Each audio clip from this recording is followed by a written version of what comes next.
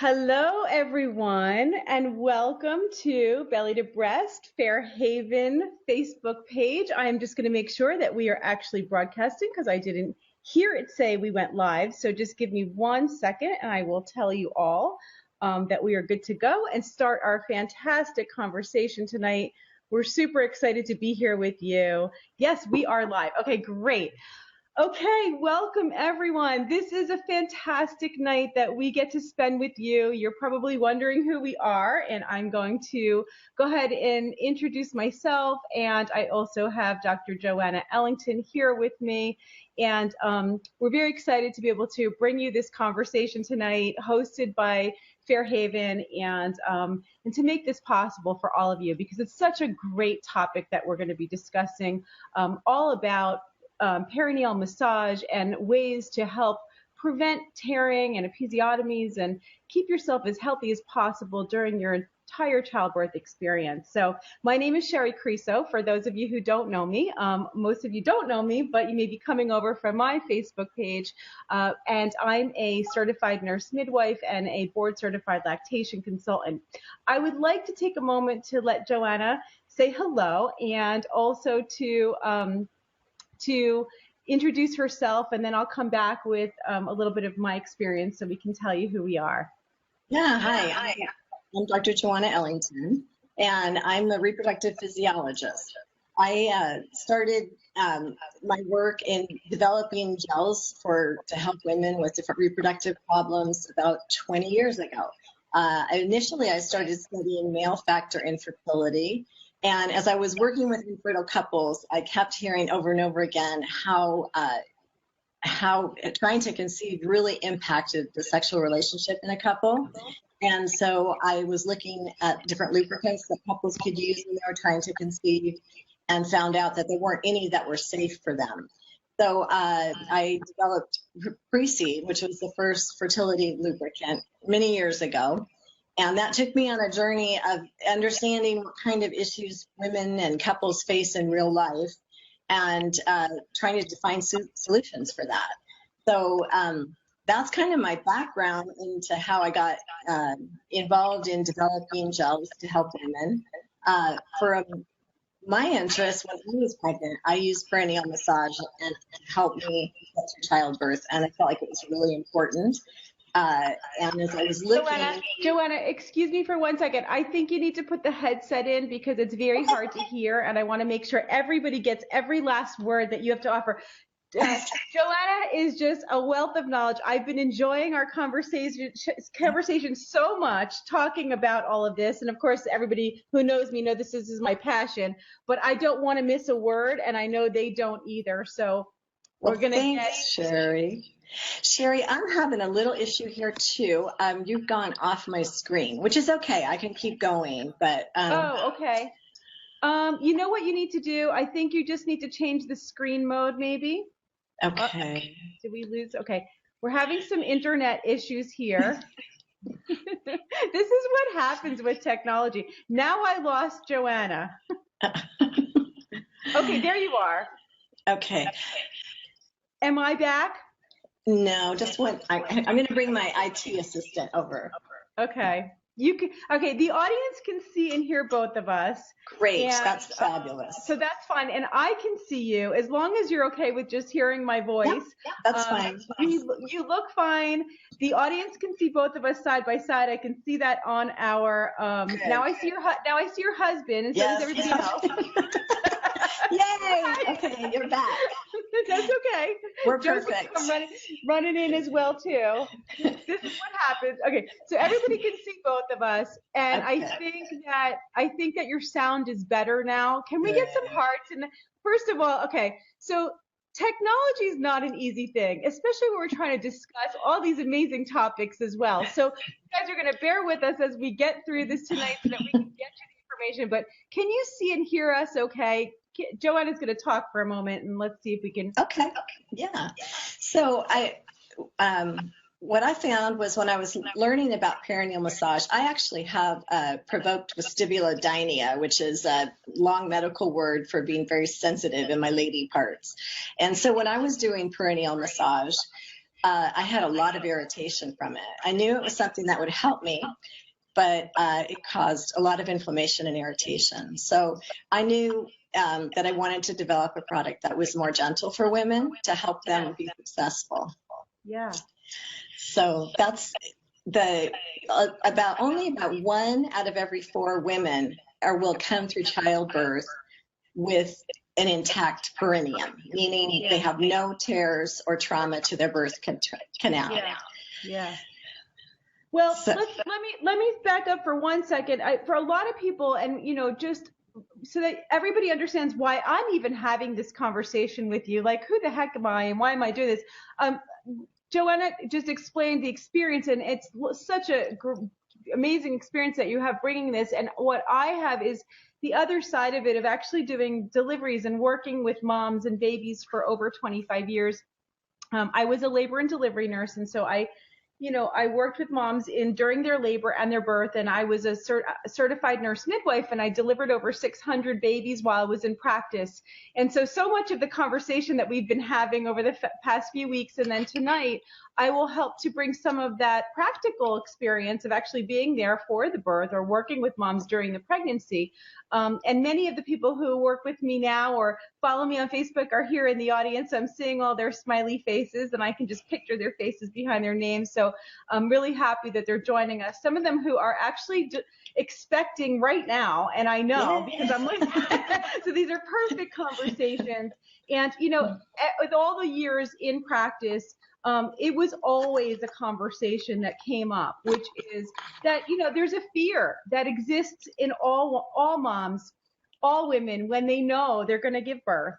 How is that baby going to fit through my vagina? And how is that going to happen? And, and how do I go through this with the least amount of trauma, pain, and discomfort and everything else that I can? And so that's why this conversation tonight is so super important, and all the research and then also the product that Joanna developed that we'll talk about a little bit later, why this is all so important. Why are we doing this tonight? And so I just want to make sure everybody understands that this is something that if you're out there and you're expecting and you think you're the only one with that fear, you're not alone. You are not alone. So yeah.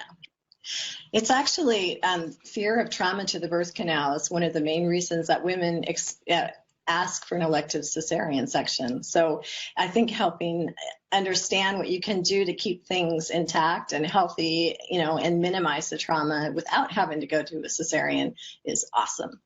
Yeah, totally. So let's talk a little bit about, who's at risk for this? What is the prevalence that we see when it comes to tearing, when it comes to episiotomy? Why is this an important thing to discuss? Right. So again, about 1 out of 4 women are going to come through childbirth with an intact perineum. What that means is they don't have any major tears or a need for an episiotomy that has to be sutured or sewn. So that 3 out of 4 women are going to have some kind of trauma. And that is about 50% of women will need some stitches. So what our goal is to try to decrease the percentage, because we know it's something that can be changed through how we manage our pregnancy.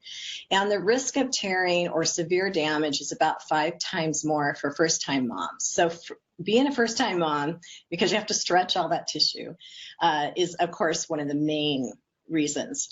There are other groups of people that are at higher risk for severe tearing, and they include older women. So women every year over 30 adds about a 7% increase of having a severe tear, having our obviously larger babies or babies that aren't positioned correctly.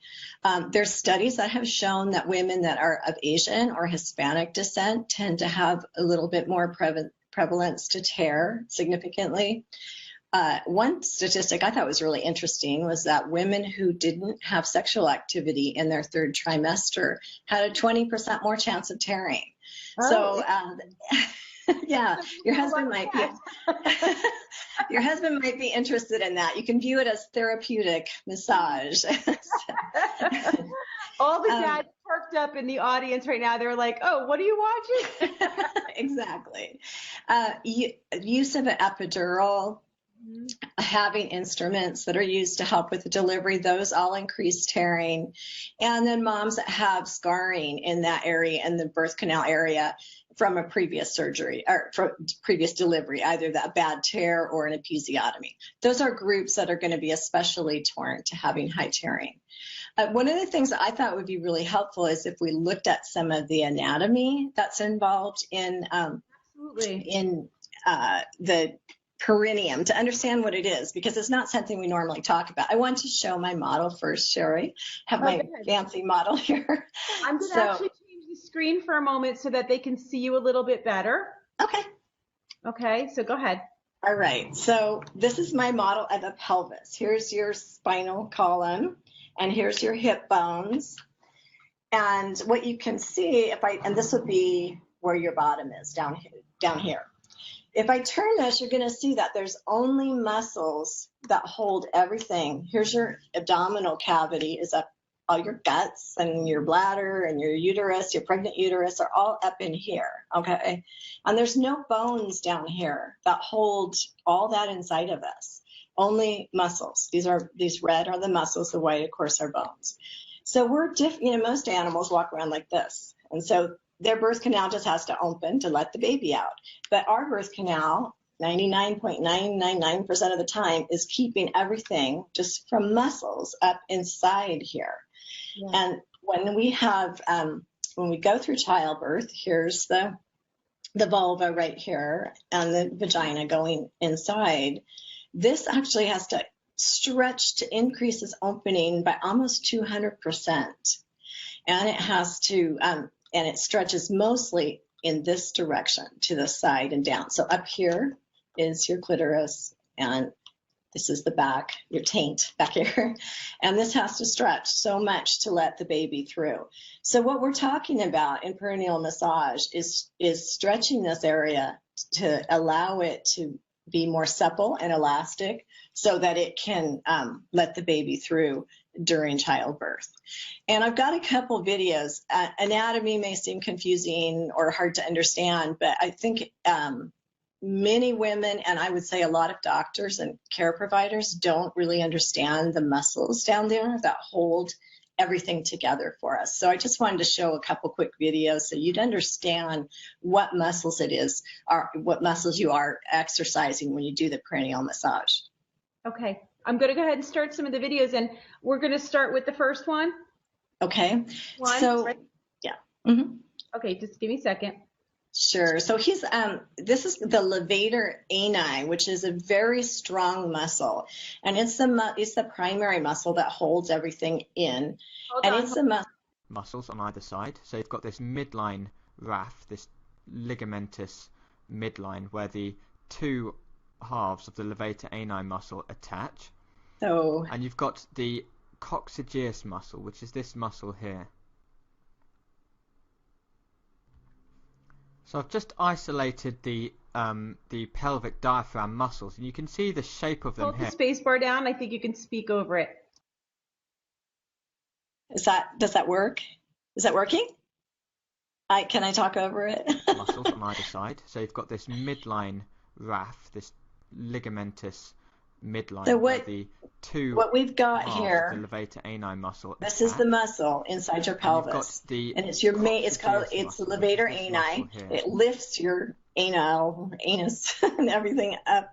So I've just but this is all the muscle right there, and this is your opening to your vagina. You can see the shape of little them circle.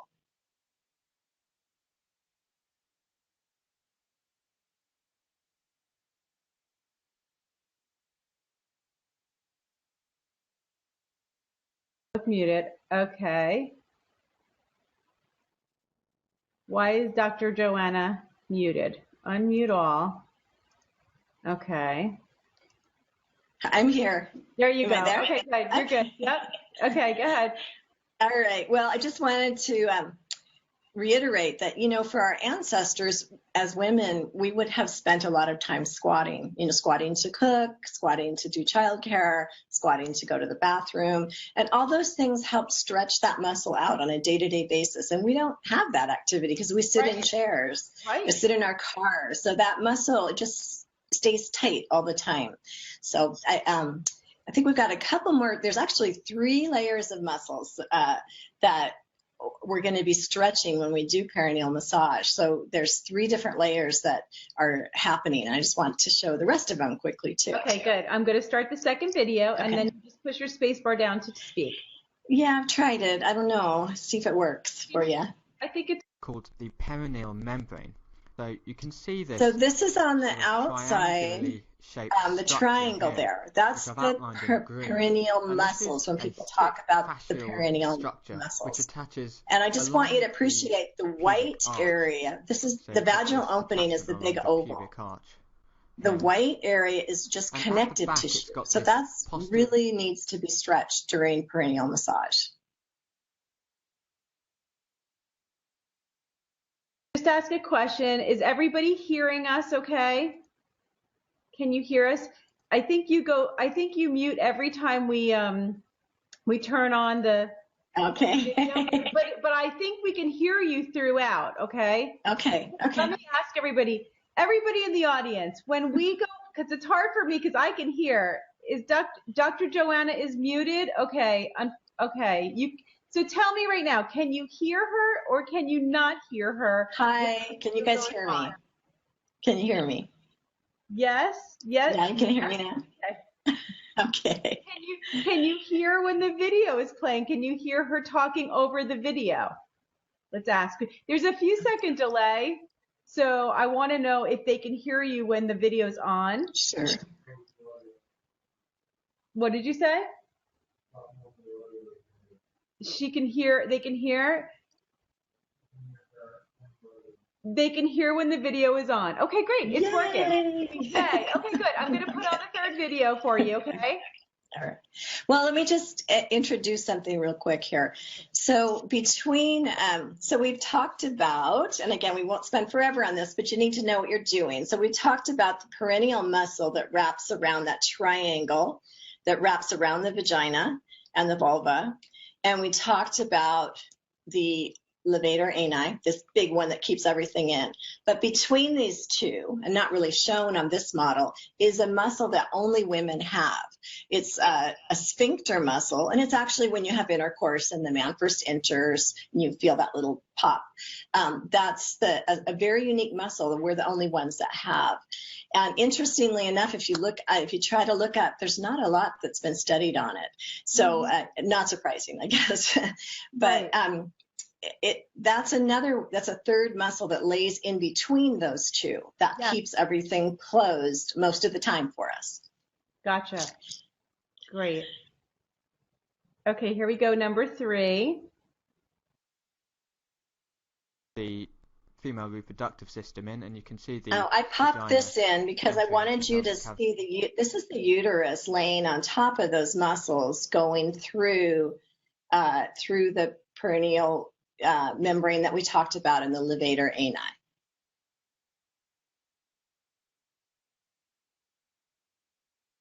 And number 4.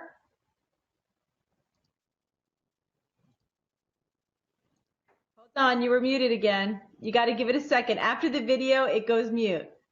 Okay, there we go. Okay, you're back. And now, would you like the last video? Yeah, that just shows this special muscle. So I just want everyone to appreciate how strong and tight all these are together.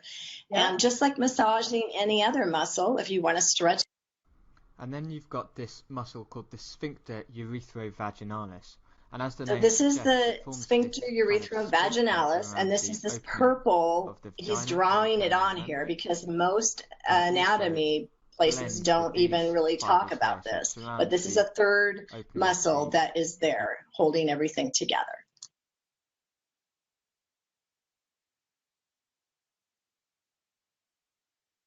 Okay. Okay, I think we're both back now. Yes. Okay, fantastic.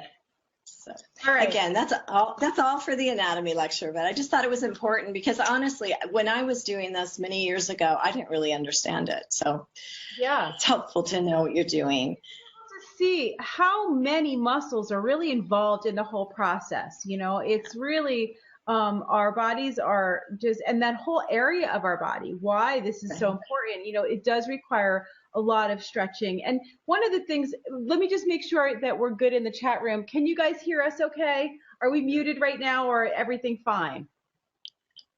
Let's get some hearts going across the street. Hearts for muscles, hearts for anatomy. I back to my anatomy and physiology classes, many of them, many years ago. But we've got hearts; they can hear us. Fantastic. Okay, it gives us a good appreciation for just how much actually occurs. And one of the things we didn't actually talk about together, but I'll mention here, is that during the pregnancy, the hormones of pregnancy also help some of these muscles to stretch as well. So it will be different than if you didn't have all that hormonal effect. Yes. Yeah. Yeah. And, if we talk about what happens with women who do have perineal trauma, they can have long-term consequences for their whole life. And so I think that all of us want to try to minimize that as much as possible. Some of the things that can happen if you have tearing or trauma are, one, of course, it decreases your enjoyment of the birth process because suddenly you're having to have sutures and, you're having a lot more pain. Obviously, people are concerned about having long-term pain. So that's healing, of how quickly you heal after childbirth, even up to months or years later. Some women will still have persistent pain. You can have increased rates of sexual dysfunction. So that can include decreased desire, arousal, lubrication, even decreased orgasm rates. So again, trying to keep everything intact and as healthy as possible is a really important goal. Of course, some of the more severe things can be if you have problems with your anal or your urinary sphincters, and you can have incontinence and problems like that. Right. So I thought it was interesting in looking at this, that doctors look at what happens right at childbirth as a primary outcome, they call it. So they're saying the tear is what's really important to them as a care provider. But for women, what we really care about is, what's my sexual function going to be like? Am I going to have, be able to not go to the bathroom when I don't want to? Did I enjoy my childbirth as much and feel as confident as I could in it? So those are benefits of doing perineal massage and keeping things as healthy as possible that don't get talked about as much as some of the medical endpoints do necessarily. Yeah, and having that pain, and then the immediate enjoyment of your baby, of the breastfeeding experience, how this all can impact all the different. It's almost like the cascading effect of that increased pain, more pain medication afterwards, more concentration on your own. Taking care of your own issues versus focusing maybe more on your baby and the bonding and enjoying that whole postpartum period with your baby. So it does have its impact in other ways, even immediately. Definitely. Yeah. It does. Yeah. Wonderful. Okay. Well, not wonderful, but wonderful explanation. I think, it's not been well studied. In fact, it's amazing to me. A lot of the information about these muscles have just been coming out in the last 5 years, because they've only then had the 3-dimensional MRIs to look at it, and to look at it during childbirth. So it's an exciting time, because it's kind of these ancient techniques that women have used for years. Now the medicine's catching up and saying, yes, those are valid, and they actually really do help. Well, of course, and you think about how babies were born for generation after generation with midwives, and in a natural process, and when we needed things to stay intact because the risk of infection would increase, and we didn't have antibiotics, and we didn't have the technology that we have now to deal with some of that. It was even the importance, I think, throughout history was probably even more emphasized on this. And then, of course, like you said, the ancient art of the practice of delivery and Right. perineal massage right along with it, and midwives. And we lost that art when we lost midwifery for a long time. You know, I became a midwife back in 1996. I can't even believe it. 1996. And back then, I mean, nowadays, luckily, many women go to midwives. They understand that midwives, you know, are formally trained, that we deliver in hospital settings, in home settings. When even in 1996, when I became a midwife, people used to say to me, "Did you go to school to learn how to do that?" Oh my gosh. They thought, you know, maybe my grandmother taught me in the barn behind, you know, or something. But it was just, there was so little knowledge, and we've gone from such a medical environment when it comes to childbirth. And I feel like things are really turning around. Even in the last 20 years that I've been involved in all of this, I see a huge rebirth, and you know, the pun is intended there, a rebirth of midwifery, of women taking their bodies back, taking charge of their bodies, you know, and speaking up for themselves. It's so wonderful to see the women just really being empowered. And these conversations, even a conversation like this, we couldn't have had this. So you'd have, you know, just even the technology to be able to stream through Facebook and the internet and reach so many moms that are right now in the chat room and will watch this later, that will support them. Yeah. There's my joy in all of this. So. Yeah, no, it's very exciting time. Definitely. It is definitely. Yeah. So what are some of the things that will help to, I mean, let's say, what are some of the things that can help to increase your chances of an intact delivery? You know, I can speak for myself, you know, from my experience of what I used to do and what I would expect to see, things that would help it to have an intact delivery. And the truth is that as Joanna was describing before, when you look at all the muscle and all the tissue that's there, the key to delivering without tearing, delivering without episiotomy, is to deliver slowly and controlled, and really slowing down the process of the pushing stage of the crowning. And then the crowning is when the head is actually coming through the birth canal, and you've got the biggest stretch. The largest part of the baby is their head. And so when the head needs to pass through, it needs to do so slowly. And that's not so easy at times, because you will feel a burning sensation. You will feel the urge, a very strong urge to push. And unfortunately, so many times you'll have the staff within the room, whether it's the nurses or the doctors, yelling at a mom to push faster or get the baby out faster, not really understanding that the body needs time to adapt. The body needs time to stretch. And given that time, it will stretch, and to be able to give the mom the you know, not really make the mom push. In fact, I didn't even say this to you, but you know, when I would do a delivery, it's all coming to me now. When I would do a delivery, I actually did not have the mom push at the point of crowning at all. And we would allow the mom to, I would have the mom, my patients, really focus in on me, really have me like listen to me, let them focus on my face and on my words, so that they could breathe through the contractions, and the contraction itself will actually deliver the baby at that point.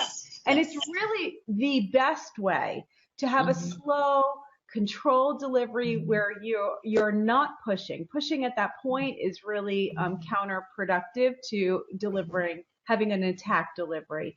So it's important to be able to stay controlled. It's important to be able to have that great communication with your midwife or your provider, because you're going to really need them to like walk you through that part of it, to walk you through that part. Yeah, I think it's really, you know, critical that you have a conversation with your healthcare provider early on, like when you're first interviewing them for the job, and then also when you're making your birth plan later. And if you don't find yourself in sync with them, you know, even at that point, you can change if you need to, because the conversation needs to be, how much do you value an intact perineum? Because it's my sex life. It's how I feel postpartum. It's, you know, all the pain, the different things.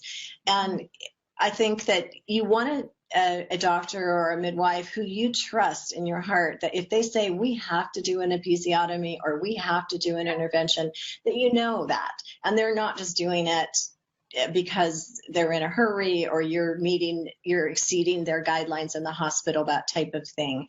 So there's a lot that can go into the conversation. And I think particularly, we'll talk about it more tonight, there's so much medical evidence now that perineal massage does help.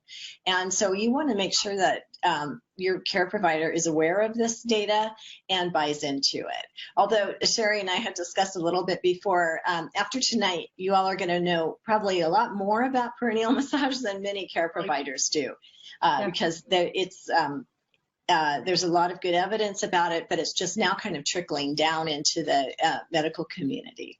For sure. And you brought up a really good point, and I want to just, about choosing your provider. When I would, after I was not a midwife, working as a midwife anymore, I had a retail store and a learning center. And so I had moms coming in for breastfeeding consultations. Mm-hmm. I'm a lactation consultant.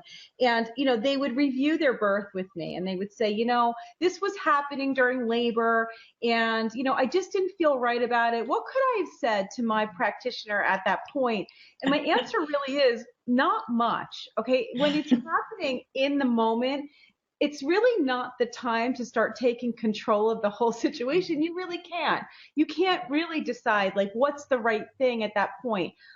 You really need to take your time in choosing the person who's right for you, whether that be a midwife, whether that be a OBGYN.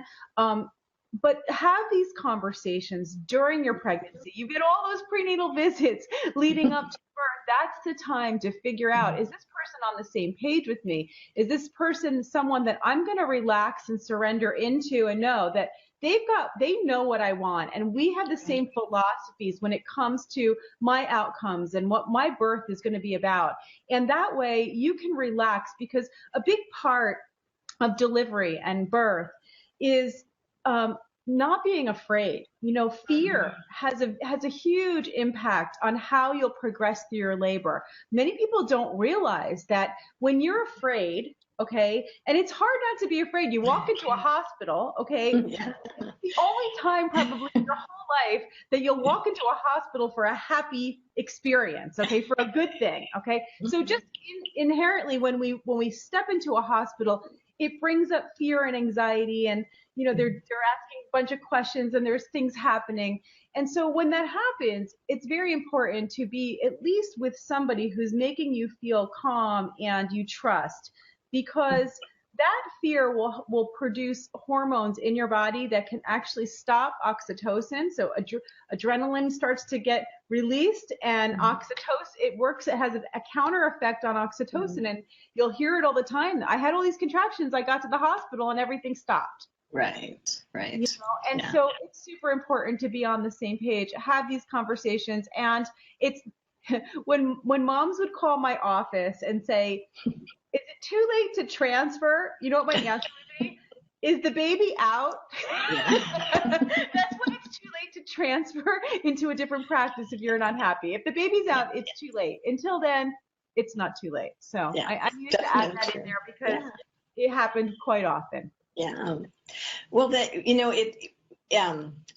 choosing is so important. And then there's a couple of other things that are straightforward, that just now the evidence, again, the medical world wants evidence that something, that actually works. And we have good evidence that doing warm compresses on the perineum during labor helps to keep it intact, and also doing some different massage and different techniques on the perineum, which would be a whole different chat during labor. We'll have that conversation for sure. Yeah, exactly.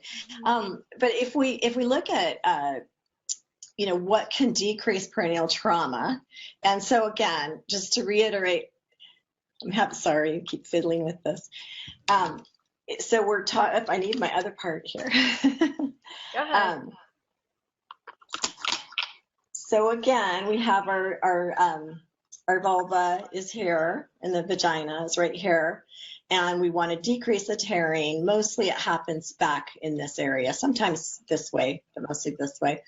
And to decrease that, one of the things that now we have evidence-based medicine, meaning that they've studied all the studies on antenatal or prior to birth perineal massage.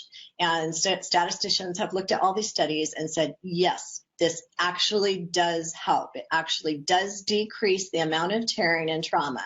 And I think I want to also clarify that we're not saying that every woman who does perineal massage will have no trauma. Our goal is to decrease the severity of the trauma and the chances of having severe trauma.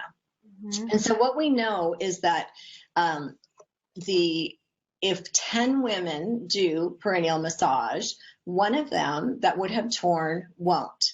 And that may not seem like a lot, but that's actually about the same statistics as for antidepressants. Yeah. So it actually is fairly high efficacy or improvement for women. And what this means is that the use of perineal massage is coming out in all these guidelines. Your family practice doctors, your OB-GYN, your obstetrical nurses, the midwifery journals, they're all saying use perineal massage. But there's a lot more information than what I kind of feel like is that they're telling providers, yes, hocus pocus, do some kind of massage down there and the women will be better. But there's not good information on how to actually do the massage. Yeah. So that's really one of my main goals tonight is to talk about how do you actually do the massage and why it's beneficial. Yeah. And if you women say that over 80% of them felt like it prepared them psychologically for the childbirth and physically. So that's a huge percent of women that found it really helpful for them. So you've got the doctors saying it's a good thing based on their studies, and you've also got women saying that it's helpful for them. Yeah, absolutely. And so the benefits of the massage are twofold. One is actually just physically stretching out that membrane, those muscles that we've talked about. So all those muscles that are down in there, you're physically stretching them and massaging them. And just like doing, stretches before you go running or in yoga, same exact thing. So you've got that increasing the elasticity of the muscles. But then second, and I think as important, is as you do the massage, you start to feel that burning and the stretching. And it's a really weird sensation that if you've never felt it before in your life, most women tense up, like you said, and get fearful because they've never felt this before. And by doing the massage, then you have the opportunity to feel that burning and to go, okay, I can handle this. It's just like if I'm in yoga and I'm in a position that's uncomfortable, there's a little burning, and you breathe through it and you stretch and you know that you can handle it. So that's a huge benefit of it also. I think it's a huge benefit. I think, I can speak from my practice and watching women who did do perineal massage and being used to and being desensitized in a way to the feeling of that burn and stretch so that they didn't freak out at the point where, they needed to slow down. They needed to, right? And I can speak personally too, because I did do perineal massage with both of my pregnancies. And, I know that when I actually got to the second stage, when I got to the point of crowning, it made a huge difference for me, especially with my first. My second was so quick. But with the first one, I know it made a huge difference. To be able to deliver very slowly, to be able to breathe and blow and just be used to that feeling of that stretch, and know what I was experiencing. And I didn't have significant tearing or any episiotomy for either one. So. Right. Yeah, it makes a difference. And so I thought I'd just quickly kind of cover where they're seeing a significant increase. So that means I'm wondering from the audience, sometimes they listen so intently. There's nobody chatting in there because they're just so involved in listening to the conversation, which is great.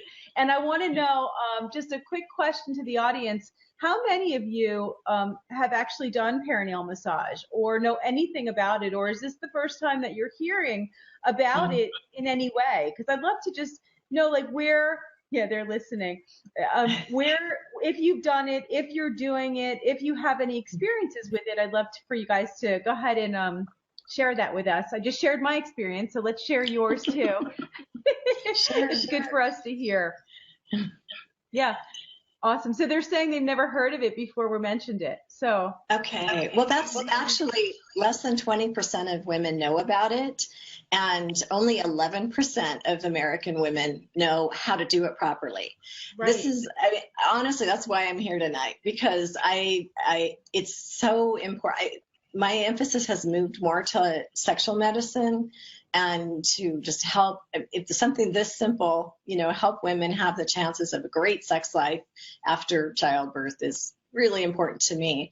And it's interesting because in other countries, this is part of their normal protocol to get ready for childbirth. In a lot of European countries, in particular, in other places around the world too, it's part of their national health insurance is to teach women perineal massage. Yeah. Of course, we're behind all things medical. Yeah. So I'm going to tell you the things that statistically that are changed with perineal massage. There's an increased rate of intact perineums. So no severe tear. You could have a minor little bruising or tearing, but there's no tearing of the muscles themselves, only just a little skin tearing. You have decreased severe lacerations, so the deep tears into the muscle, and decreased episiotomy rate. And remember that episiotomies are linked to more pain and slower healing. So unless they're really needed, you don't want to do them. Can I just say something just so that I forget what I wanted to say, but this is totally where I think it's an important point, having been the practitioner on the other end that had to make the final decision at times to do an episiotomy. And most of my patients, I would say well over 90% delivered intact or with minor tearing. I did very few episiotomies, but here's how I would explain it to my clients and to my patients and to my moms, is that if I'm at the point where I'm actually doing the episiotomy, you want me to do it. You don't want to say to me, absolutely not. I have people come in with birth plans and say, no episiotomy under any circumstance. And I say, you don't know what you don't want to ask me that. You want to trust that you and I are on the same page and that I would never do this unless it was in your best interest. And in that case, you're actually going to have a better recovery if I do this than if I don't.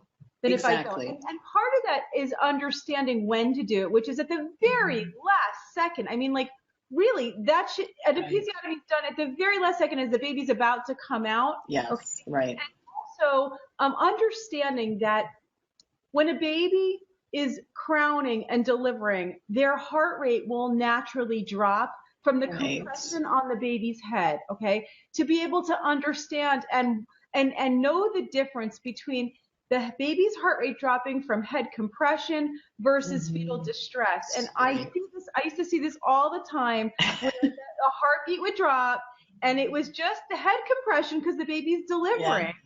Right. Everybody would start to get panicked about getting the baby out faster. And that's a big part of it because the natural response is a decrease in the baby's heart rate.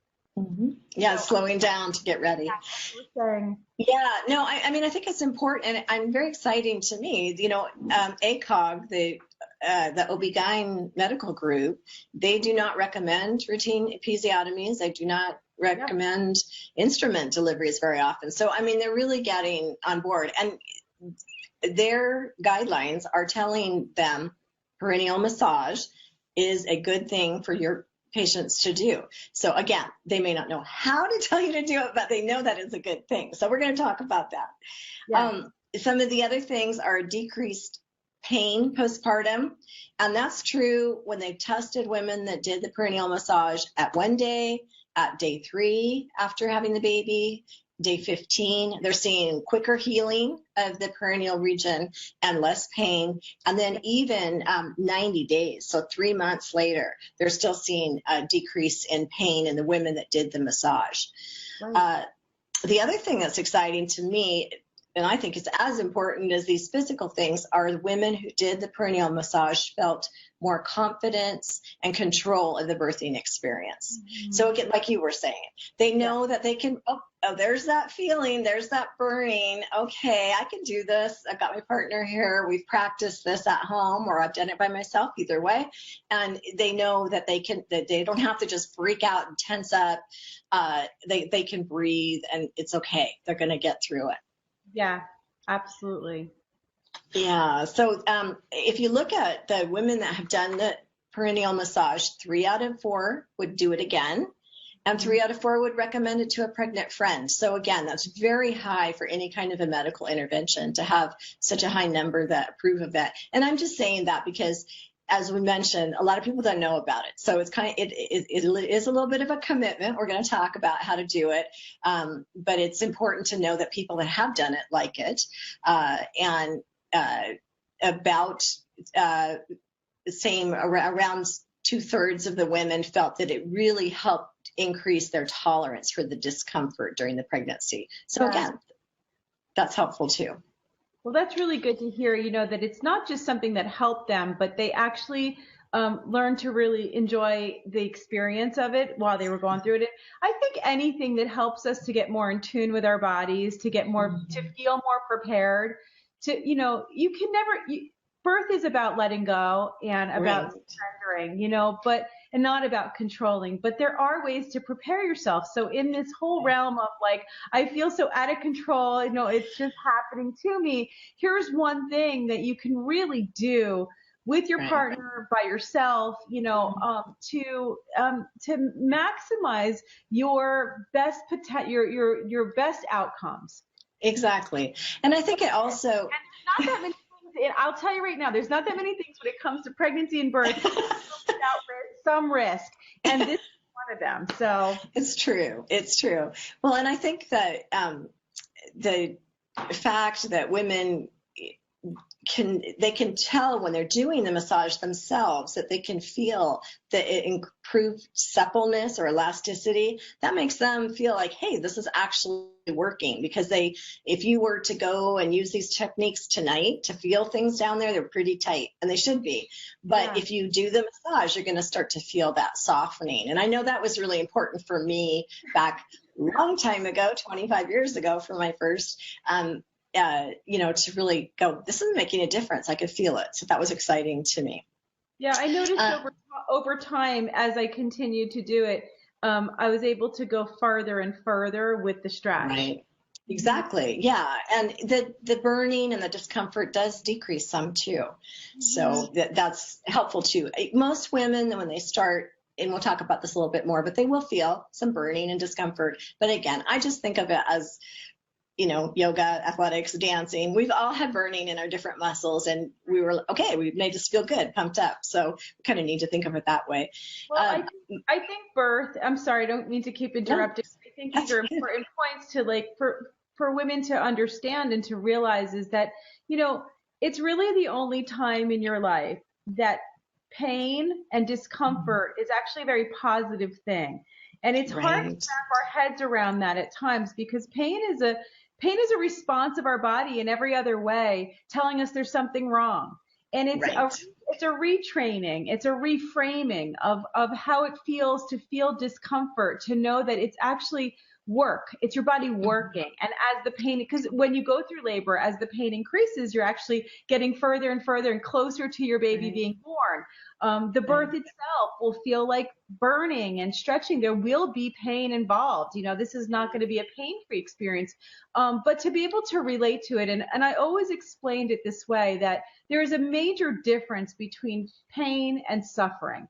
And so we don't need to suffer just because we're feeling pain. As long as we're prepared and we're educated and we understand where that's coming from, we can eliminate the suffering while still experiencing the pain. So right. No, I think that's really I think it's a really good point, because it's understanding that pain is coming from that muscle stretching almost 200%. So that's a lot of stretching in a short time frame. So yeah. I wanted to also mention that midwives have reported that women who do the perineal massage, they felt like there was they notice more control in the delivery process and more communication, better communication, because you're used to kind of having someone down in there and, Right. going, okay, this is all right. I know what's going on here. Definitely. Yeah, I did want to emphasize that I've heard some concern in the medical literature. One concern is that, well, it's not 100% protective. And so maybe women won't do the perineal massage if they don't know that they don't have 100% chance of no tearing. But I think that's kind of doesn't give us enough credit. I mean, we brush our teeth, but it doesn't mean we won't have any cavities or something like that. And just because we had a tear doesn't mean it didn't work. You really don't know what it could have been had you not done it. So there are different degrees of tearing for sure. Yeah. Because you had a tear does not mean that it was a failure or that it wasn't worth the effort. Right, exactly. And another concern is that, will there be overstretching? So are you going to make the vagina too tight or too loose in the future? And it's good to know that studies have shown that's absolutely not true. The sexual function of a male partner or the woman herself after using perineal massage is fine. All the sphincters, the anal sphincter, the urinary sphincter, they all work great. In fact, there's one study that found for older women doing the massage actually decreased the damage around the anus. So it's there's no evidence that it's harmful. Exactly what you were saying. Mm-hmm. Yeah. And so the reverse as one of the benefits. Exactly. So one of the main challenges with doing the perineal massage is teaching people how to do it. It's really difficult. A lot of care providers don't feel confident, and they might feel that it could be offensive to some women. About half of women have reported that it is a little bit hard to learn. There's a learning curve to it.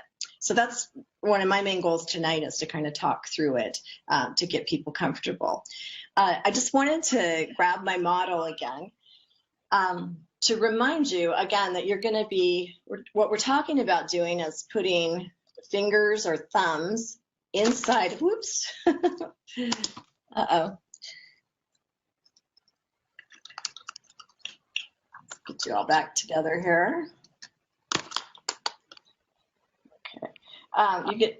We're going to be talking about using our fingers or our thumbs inside in the back part of the vulva to pull it down and out. So that's what we're going to be talking about, and doing that on a daily or at least 4 times a week basis. Mm-hmm. What I found was that when I started looking at how to kind of bring this into the modern era, looking at the instructions that were out there, you actually cannot physically follow the instructions that are there right now. The drawings that they have when you have a big belly, you can't do them. So I spent some time with a big pillow over the last year practicing different ways to make sure that I just defined a technique that was doable when you're in your last trimester of pregnancy. And so if you'd like, we could go to the instructions on the positions for doing it, because the positions are some of the most important steps to take when you start. I'm going to pull up some of the images here. So you want to start doing perineal massage at about 34 to 35 weeks of pregnancy, but I really suggest that you talk about it earlier. Again, I think you should talk about it with your care provider when you're interviewing them in the early stages, and if they're not supportive of it, either find out if they're open to being educated or find someone who is supportive of it, because that's a little bit of interest to me. How do they feel about your intact perineum? You want someone who values it as much as you do. And you're going to, I think it's helpful if you try these techniques a little bit before you have a really big belly and you're starting to feel really uncomfortable. And I had a lot of vulvar varicoceles, the veins, and you get all this weird stuff going on. So it's easier if you can try it when you're not quite as big.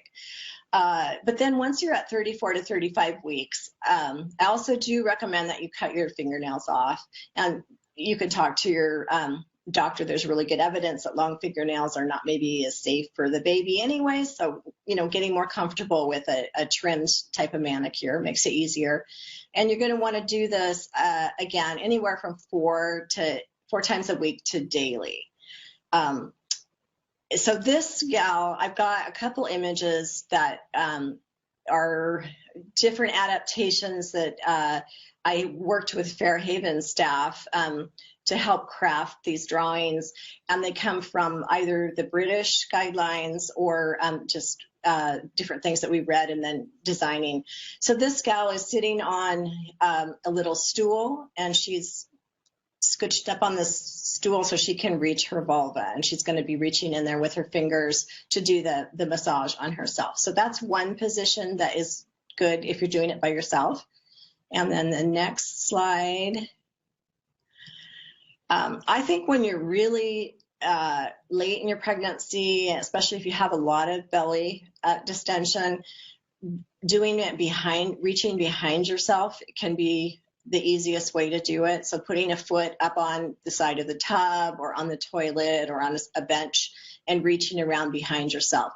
So remember that we're wanting to massage this back part here. So we're not worried about the front of our vulva, okay? We want to really get in these muscles here and stick our fingers inside and pull out. And we'll show a diagram on that in a minute. So it's very easy to reach behind yourself with your index fingers and stretch up your muscles apart from there.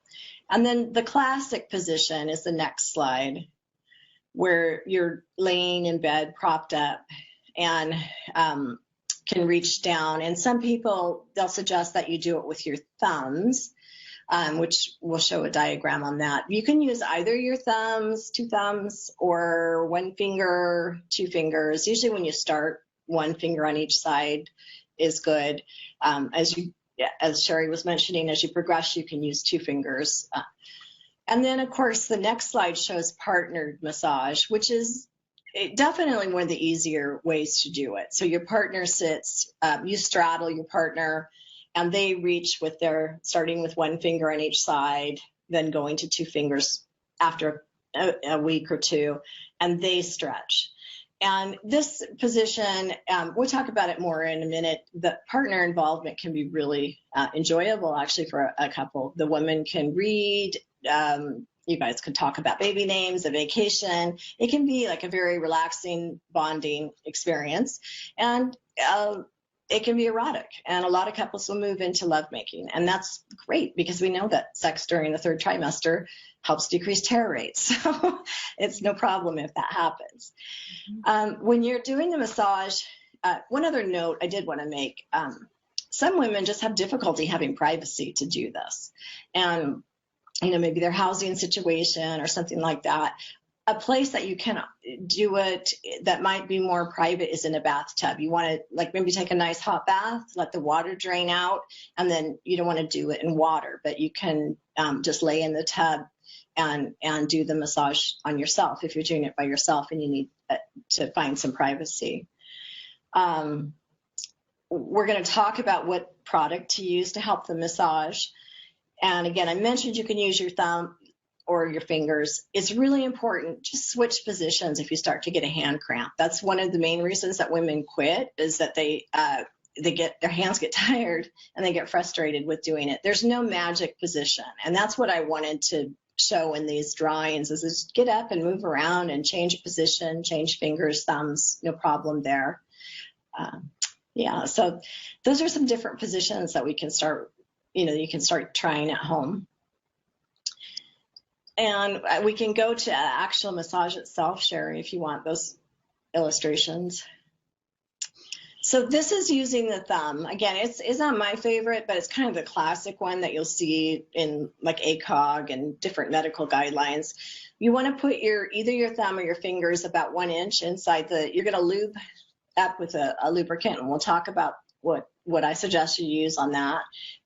You're going to put your thumb or your fingers in about 1 inch, maybe a little more, and you're going to pull down, again, remembering that we're wanting to stretch out all those muscles down towards your rectum, you're going to be stretching like this. You want to pull down and out. And so you're going to want to massage up in a U shape. We can go to the next slide. So you'll push down with your finger and then massage up. But you'll also want to push down and hold it so that you're feeling that stretching and the burning. And then the big thing is just relax when you feel the burning. Just like you do in sports or anything else. You breathe, you relax. I can handle that. It's okay. And you make your body not fearful to that sensation. Mm-hmm. So you should do it for about 5 minutes at a time. And again, 4 times a week to every day, whatever, even if you say, I'm going to do it every day, most of us would probably get it done, 5 or 6 times a week. Mm-hmm. Most women, 90% of women. Sorry, go ahead. I don't know if you answered this already. Someone asked in the chat room, how long should you hold the stretch? Is there a particular amount of time? Okay, so when you want to have the stretch be a massaging. Okay, so you're incorporating a massaging motion, and then you're holding the stretch for 30 seconds, 45 seconds. I don't think it needs to be like held for a super long time because you want to have it be elastic and supple. So think about how, if you're doing a neck massage, what helps decrease that tension for you. It's a little bit of the motion and a little bit of a sustained hold pattern that you just alternate back and forth. Yeah. And we actually have a download of this, right? To the instructional download for everybody. Right. That we can post. Right. The instructions are they're at Fairhaven's at their myisolove.com. Myisolove.com. I think Joe might be able to post it for me. Okay. So in the chat here, I think he's going to put up the link for you guys to go check it out later, and we'll make sure that it's in our post here as well afterwards.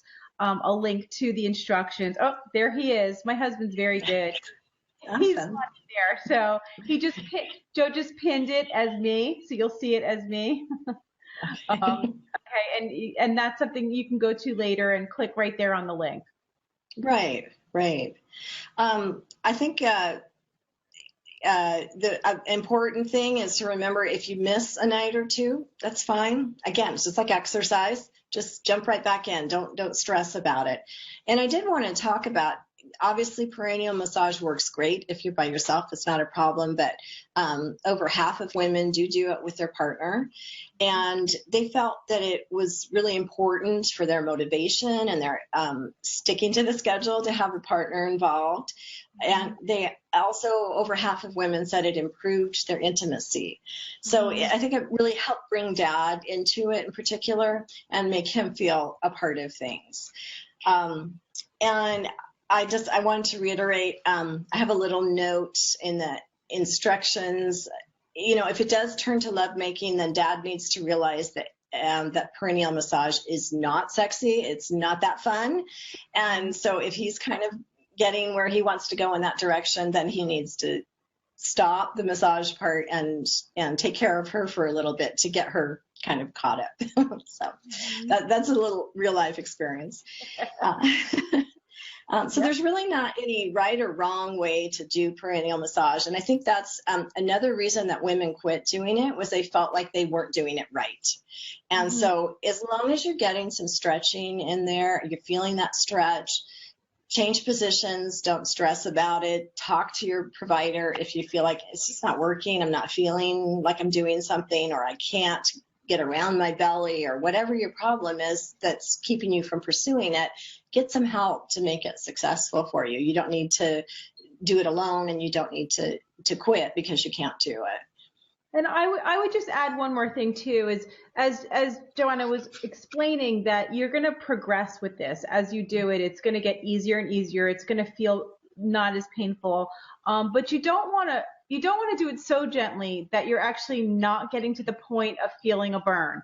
Like you really do, and as you do it, you may start off at the beginning of the session where you're going a little bit gentler, and then like we were just like she was describing before, the muscle starts to stretch, and just like if you were doing any kind of floor stretching exercise, as you continue to stretch, you're more limber, and you really do want to move yourself to the point of having to breathe and relax, feel the stretch and relax with the discomfort. So there is going to be discomfort involved, and then the goal is to, while you're feeling that, not tense, while you're feeling that stretch, to actually take the time to breathe and relax while you're feeling it.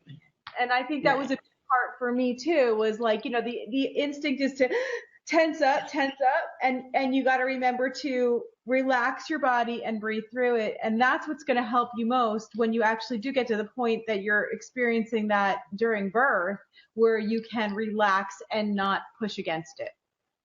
Right. I think that's really critical. I wanted to slap my husband the first time that he did it, and I felt that stretch. I was like, what was that? And it really, so and that's a really good point. And if your husband's like mine, he'll be too afraid to hurt you.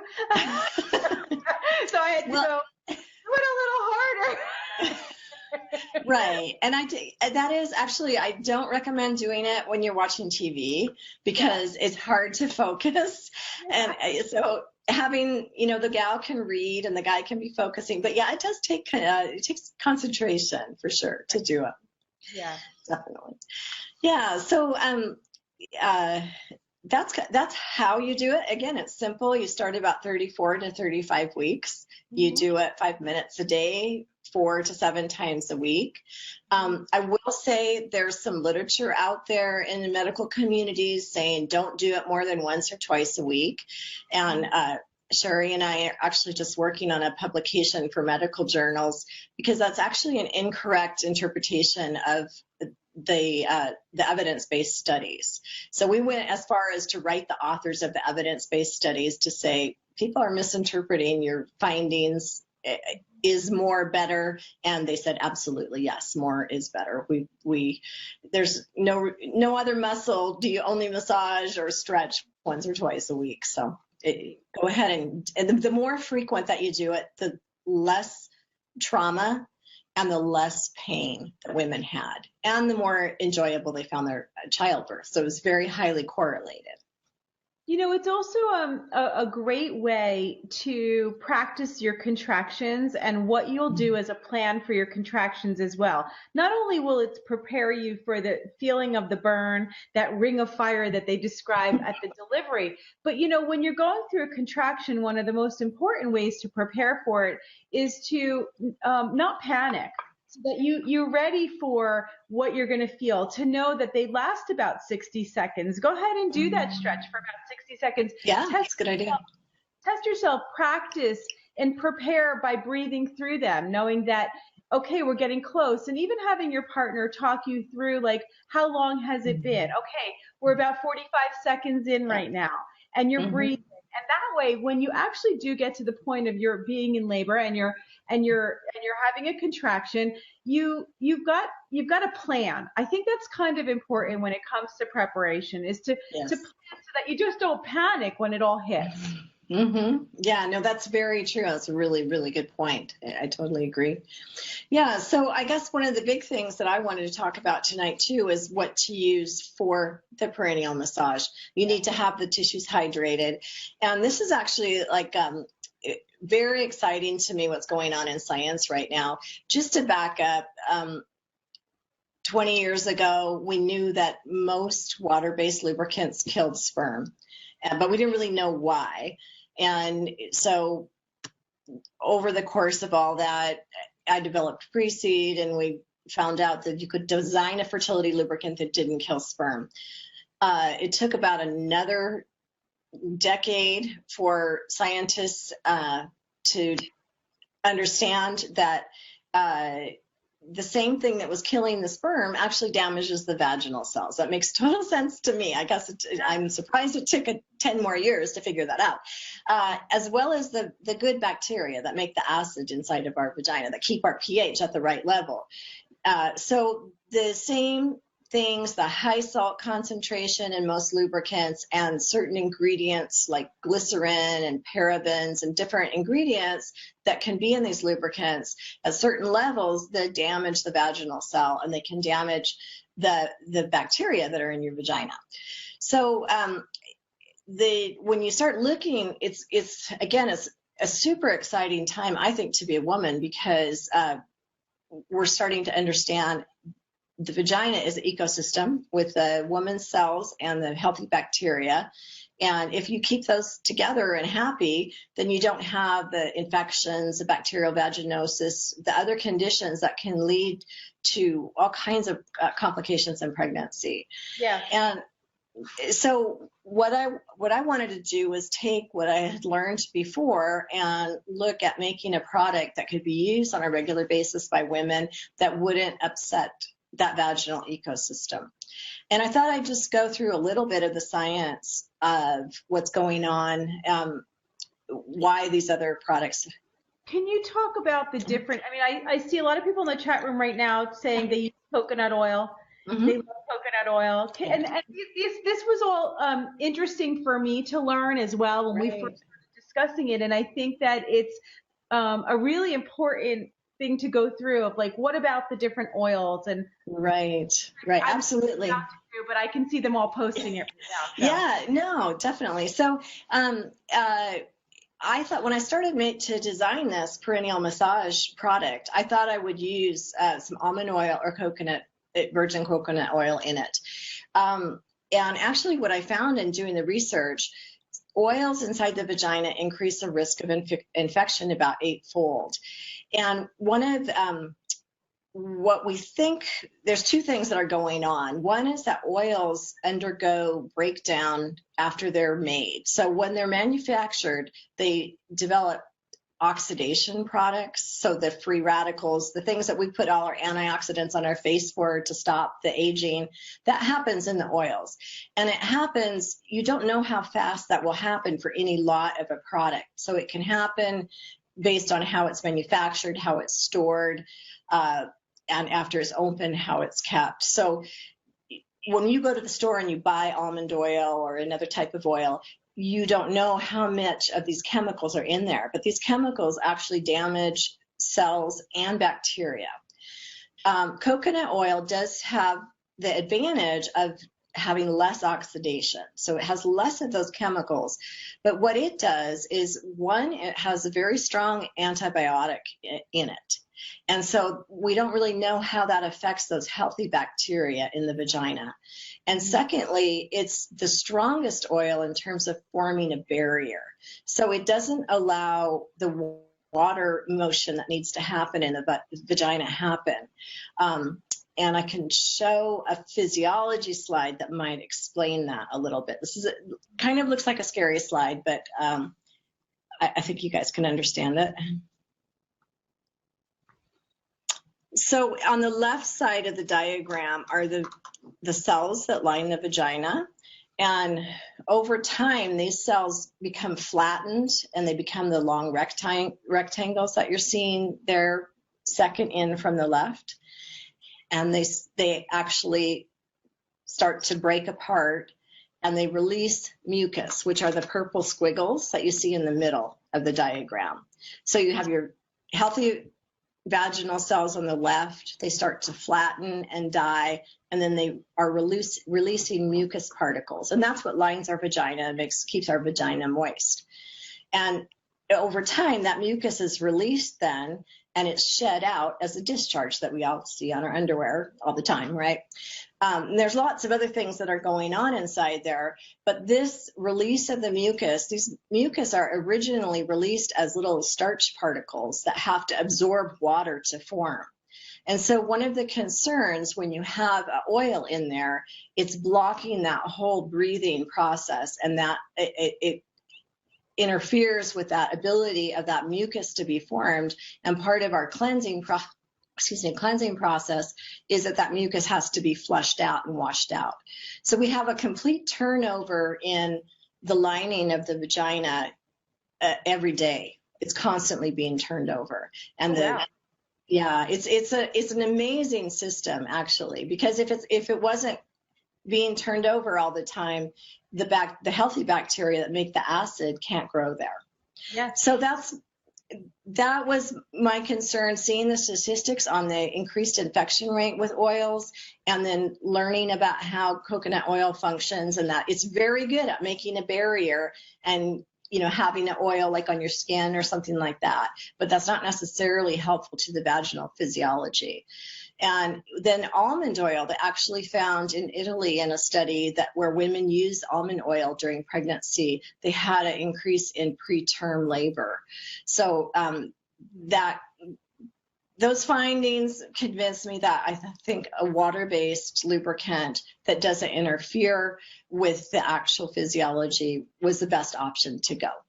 Yeah, no, that makes so much sense. And thank you for explaining all that for everybody, because I think it's one of the most misunderstood parts of what do we put inside the vagina? How does that impact the cells of our vagina? To, you know, even the antibacterial, which may sound good on the skin surface, is not Right. something you want. You really don't want an antibacterial inside the vagina, and then all of a sudden you've got yeast overgrowth because Right.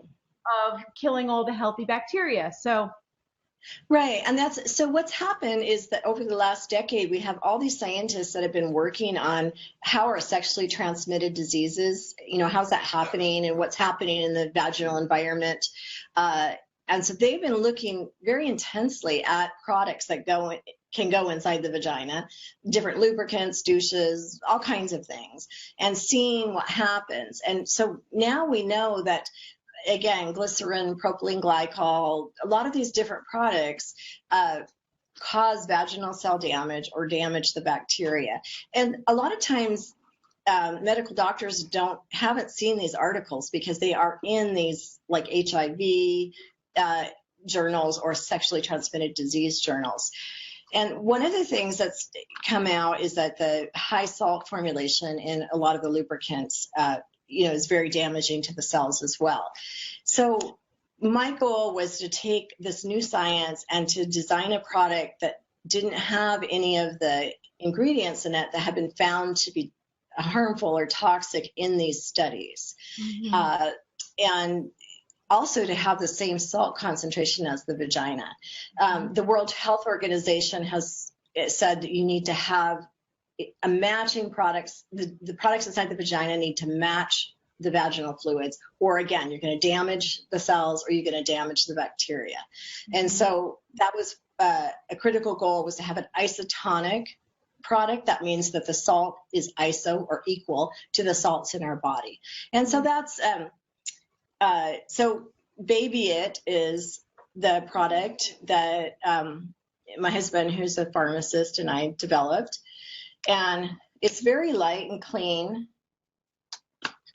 Our family uses it for all kinds of boo-boos, or we put it on everything.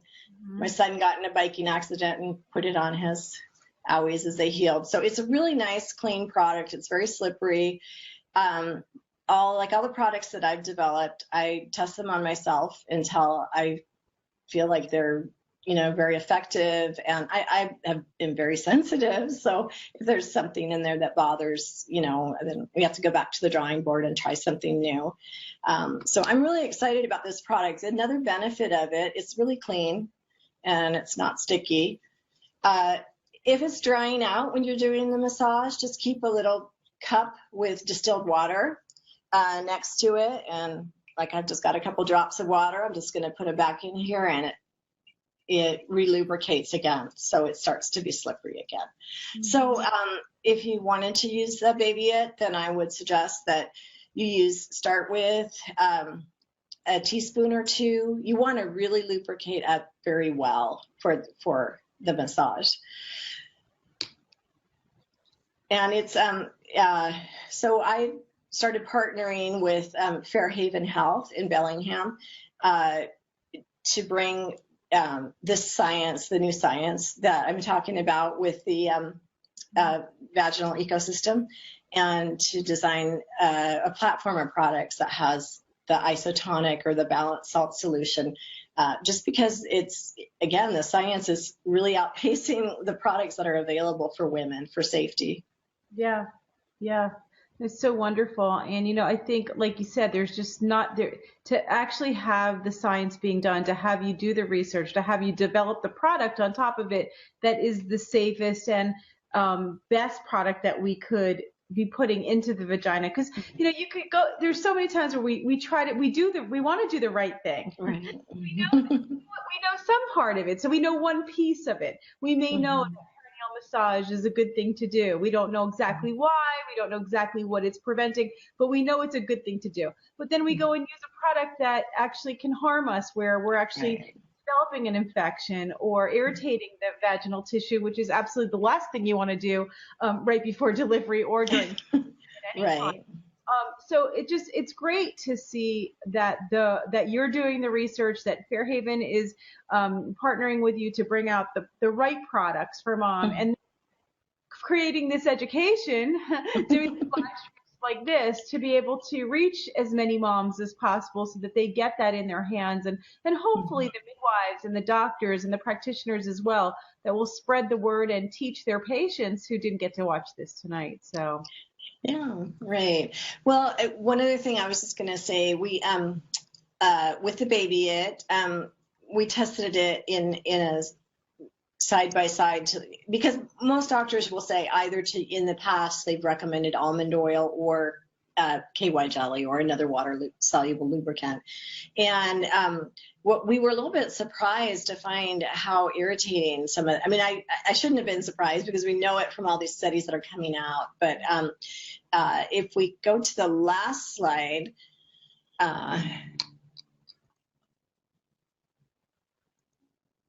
it goes through Whoops, the hold on. table. Let's see. Hold on. Oh, you know what? It's number 7. Let me see. We're just going back through. There we go. I just wanted to show.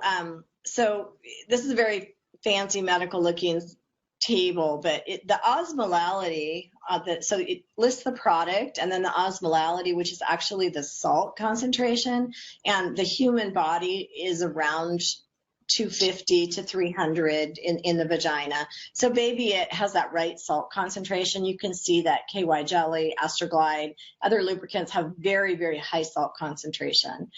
And when we look at mucus production in this system, was a reflection of how irritating these other lubricants were.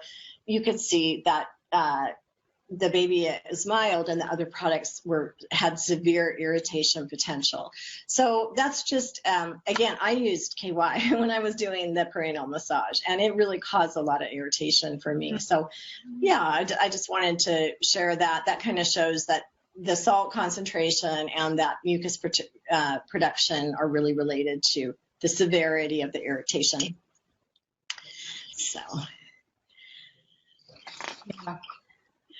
Yeah, it seems like, everybody's loving this, by the way. I just want to say that people are in the chat room and they're loving it, and they're just appreciating the education very much.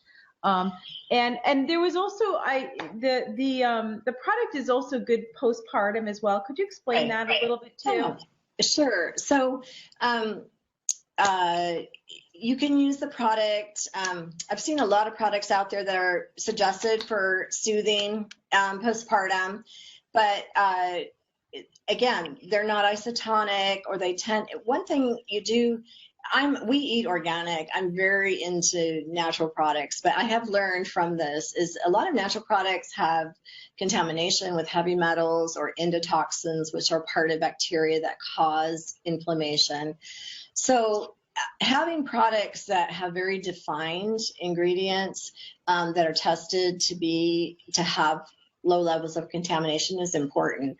So postpartum, the Alleviate has raspberry xylose, which is a sugar from raspberry that's got some healing properties.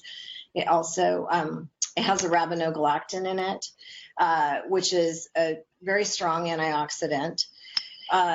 So you could put this on when postpartum. You could put it on some tissue if you wanted to wipe. with it. You could put it on a pad if you want, if you're wearing a peri pad and you don't want it sticking to you. Anytime you want soothing kind of relief, you can use the product for that. And the vagina tends to be drier afterward, after delivery. The hormonal effects, especially if you're breastfeeding too, there can be a lot of vaginal dryness all the time, which can cause discomfort if you've had any kind of laceration or tearing at all. It will soothe it for sure. Right. Yeah. And I just wanted to clarify, this baby actually has the rabenogalactin in it, which is, I misspoke, xylose is in another one of our products. But the rabenogalactin comes from trees. It's a naturally sourced product. And it's a very strong, it helps prebiotic. So it helps, some people in the audience may actually take a rabenogalactin orally because it helps balance microbiomes. So it's very soothing. It can help to just decrease some of your irritation, and then it can also have that prebiotic effect and kind of help get things stabilized back to where they're supposed to be. Yeah. I was going to say one other thing too, is that, remember, as we're talking about all of this, and I think this is a big, just an overall, when we talk about that part of our body, the perineum, it is a part of our body that is actually meant to tear and heal. And and heal without much scarring when it's not extensive. That it's actually part of the birthing process, and so not all tearing is scary, or that you'll never be the same again. And there were times, I know, even when I used to do the repairs. I was the one doing the suturing, and I was the one actually looking at it and saying, "Oh my goodness, is this going to look the same? Or is this going to be okay after?" And I was always so surprised and amazed and in awe of the human body, of women's bodies, when I would see my patients come back 6 weeks postpartum, and I would do their vaginal exam, and you couldn't even see what would happen there. It was because our bodies are meant to open and close that way. And actually, many tears don't even require sutures. You put your legs together, and the body heals. And so not all tearing is a terrible thing. Sometimes they're small and minor, and even if you do have a tear or even episiotomy, things do heal. They do heal. We want absolutely to reassure people too. Yeah, and I think I don't know if any of the people listening saw, Mother Jones had an article about the trauma of childbirth. It was last month, and it was really framed as an article about vaginal. I was very disappointed in it, honestly, because it talked about vaginal delivery can cause so much trauma in women, but it's not discussed with them beforehand. And it really was kind of flippant about cesarean sections. And certainly, my goodness, cesareans have a huge place, but if people think that they're going to come through a C-section with less pain or residual persistent problems in a vaginal delivery, that's just not necessarily true at all. The data is it's far more persistent pain with a C-section than with vaginal deliveries in several recent studies. So I was very disappointed in the article because they never mentioned at all ways that you could limit trauma or tearing. And I think, to me, part of the problem is that, again, doctors have been shy about discussing this with women because they didn't want them to be afraid, when yes, it is a natural process. It's meant to happen and to heal, but we've intervened in ways that maybe make it a little more challenging. And doing perineal massage can help put some stretch back into that part of our body again. Totally. And it's just like everything else when it comes to labor and birth and intervention. The more that we do, the more we can cause problems. And, and when you look at how traditional obstetrics has been practiced over the last half a century, yes, I can see where, it could be traumatizing. But when we're talking about preventative processes like tonight, when we're talking about putting the control back in the women's hands, and so to speak, literally, and empowering women to know their own bodies, find practitioners that will work with them, slow down the birth process to what it should be, and not forced to go faster or on a timeline. Deliver in positions that enhance that stretch of the rectal muscles that you so well demonstrated earlier on the model. Not flat on our backs necessarily with legs up in the air in stirrups, which is really just a position that's much better for the better viewing for the doctor, not better delivery for the mom or the baby or the pelvis, and all those things.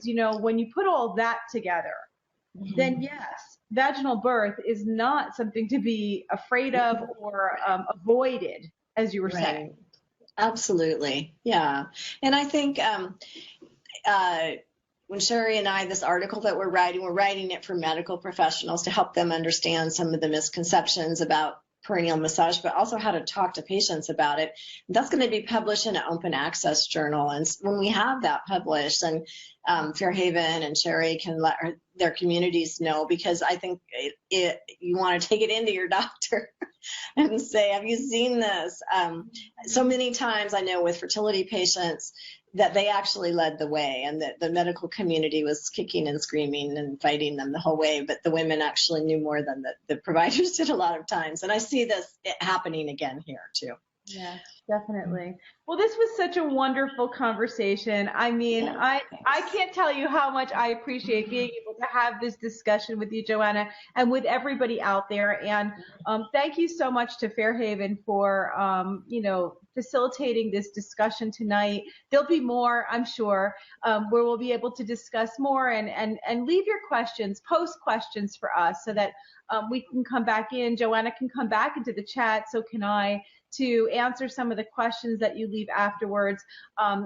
We are going to be giving away 10 Baby It products tonight, so that just your comments here in the thread, they'll be chosen randomly, and 10 people will win the Baby It product. You just have to like or love this post, and then comment here in the thread, which many of you did already. You already put your comments in, and you'll be notified if you're a winner. And there's also if you want to purchase the Baby It product, there is a coupon code. I believe it's Sherry50, right? I think that's what they told me. Yeah, Sherry50. I think Sherry50, and it's only until the 11th, I believe. So it's pretty quick. It's not 24. I think it's 24 hours. So if you want to, from now till tomorrow, go ahead and order it. And if you're expecting, or you're planning to be, or you're just newly postpartum, or you want to buy it for your friend, now's a perfect opportunity to do it. We'll put the link in the post here when we're finished. Absolutely. And I just wanted to let everyone know that, Fairhaven shares all the comments that they get on products with me. And my goal personally is to develop the best products that we can. So I love to get feedback on what worked, what didn't work, what you'd like to see different. So if you try it, let me know how it went. I would love to hear. All right. Thank you. It's been a long night for everybody. Did everybody enjoy? Let's get some hearts going across the screen. We always give a lot of love, because providing this kind of content and information is a act of love, and us flowing love out to all of you, because we love you so much, and we'd love to see the love flying back across the screen for yourselves, for your babies, for us, for the fact that these conversations exist and that we have the opportunity to do this. So I see all the hearts. I don't know if you can see the hearts coming across, Joanna. They're giving you lots and lots of love. Thank you. All kisses and hearts coming. Lots of kisses coming across the screen. We're going to say goodnight for now, and thank you so much for this. Great. Thank you, Sherry. I appreciate it. Good night, everybody. Thanks. Good night, everybody. We'll see you soon, and thanks again, Fairhaven. Bye-bye. Yeah, thank you, Fairhaven. Bye.